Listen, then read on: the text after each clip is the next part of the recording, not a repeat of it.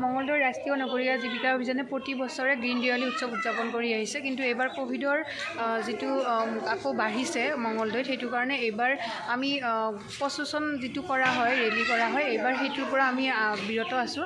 আৰু এইবাৰ আমি আমাৰ আঞ্চলিক পৰ্যায়ৰ সংস্থাবোৰক আমি তেওঁলোকক নিজাববীয়াকৈ তেওঁলোকৰ নিৰ্দিষ্ট এটুকুৰা জেগাত তেওঁলোকক আমি এই গ্ৰীণ দিৱালী উৎসৱটি পালন কৰিব আমি তেওঁলোকক জনাইছিলোঁ, আৰু তেওঁলোকে সেই হিচাপে তেওঁলোকে প্ৰতিযোগিতা পাতিছে। লগতে এই উৎসৱটিৰ লগত জড়িত যিখিনি আমাৰ কথা হয়, বিষয়বস্তু হয়, সেইখিনি তেওঁলোকে গোটেই তেওঁলোকৰ মাজত বিয়পাবলৈ তেওঁলোকে চেষ্টা কৰিছে।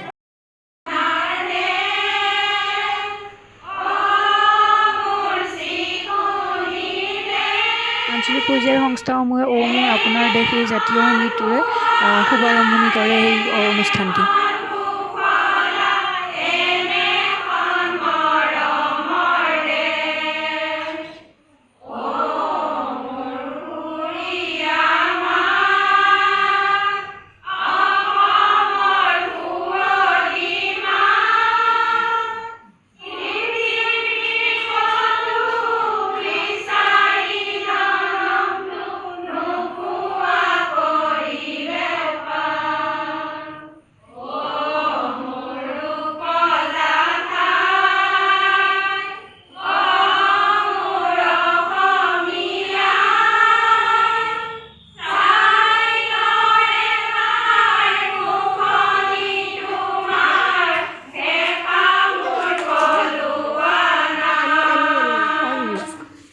কনকলতা আঞ্চলিক পৰ্যায়ৰ সংস্থাটোৱে তেওঁলোকৰ সদস্যসকলৰ মাজত ৰংগোলী প্ৰতিযোগিতা অনুষ্ঠিত কৰিছে, আৰু তেওঁলোকৰ গোটেইখিনি সদস্যই ওলাই আহিব পাই খুব আনন্দিত হোৱা যেন আমি অনুভৱ কৰিছোঁ, আৰু তেওঁলোকে খুব মনোযোগেৰে এই ৰংগোলী প্ৰতিযোগিতাত অংশগ্ৰহণ কৰিছে।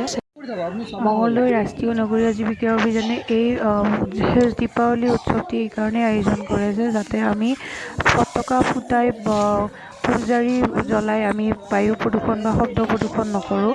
আমি থলুৱা সামগ্ৰী ব্যৱহাৰে, মাটিৰ চাকিৰ ব্যৱহাৰে আমি প্ৰকৃতি সংৰক্ষণ কৰাত আমি অৱদান আগবঢ়াওঁ।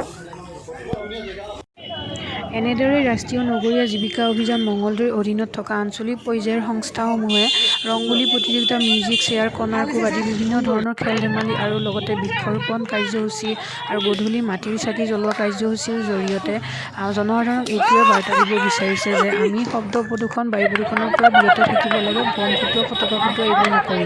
গতিকে আমি যদি বম ফুটোৱা, ফটকা ফুটোৱা নকৰি যদি আমি মাটিৰ চাকি জ্বলাওঁ, তেতিয়াহ'লে আমাৰ থলুৱা ব্যৱসায়ীসকলকো কিছু বৰঙণি যোগোৱা হ'ব, লগতে আমাৰ পৃথিৱীখন সেউজীয়া হৈ থকাত বহুতখিনি অৰিহণা যোগোৱা হ'ব।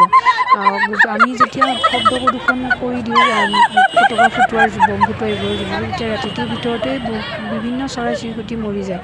গতিকে আমি সকলোৱে বম ফুটোৱা, ফটকা ফুটোৱাৰ পৰা বিৰত থাকি গধূলি ঘৰখন মাটিৰ চাকি জ্বলাই আমি ঘৰখন উজ্বলাই তোলোঁ।